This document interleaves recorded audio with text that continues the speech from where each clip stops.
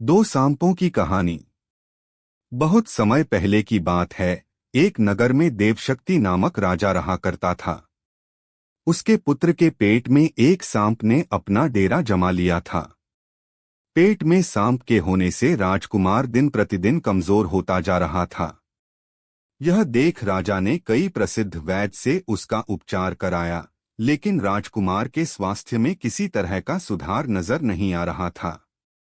राजकुमार के स्वास्थ्य के कारण राजा हमेशा परेशान रहता।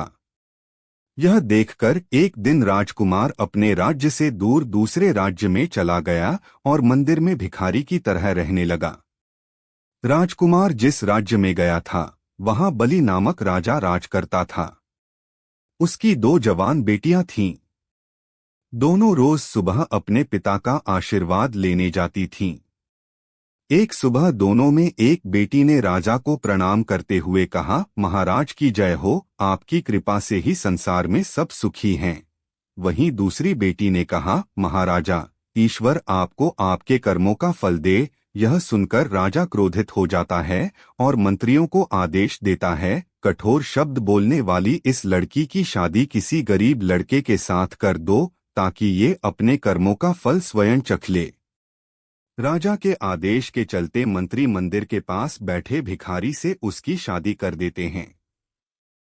वह भिखारी वही राजकुमार था जिसके पेट में सांप ने डेरा बना रखा था। राजकुमारी उसे ही अपना पति मानकर सेवा करने लगती है। कुछ दिन बाद दोनों मंदिर छोड़कर दूसरे देश की यात्रा पर निकल जाते हैं, क्योंकि दोनों मंदिर में रहना सही नहीं समझते। सफर के दौरान रास्ते में राजकुमार थक जाता है और एक पेड़ के नीचे विश्राम करने लगता है। राजकुमारी पास के गांव से भोजन लाने के लिए चली जाती है। जब वह वापस आती है तो सोए हुए पति के मुंह से एक सांप को निकलते देखती है। साथ ही पास के एक बिल से भी सांप निकलता है। दोनों सांप बात करने लगते हैं, जिसे छिपकर राजकुमारी सुन लेती है। एक सांप कहता है, तुम इस राजकुमार के पेट में रहकर इसे तकलीफ क्यों दे रहे हो? साथ ही तुम खुद के जीवन को भी खतरे में डाल रहे हो।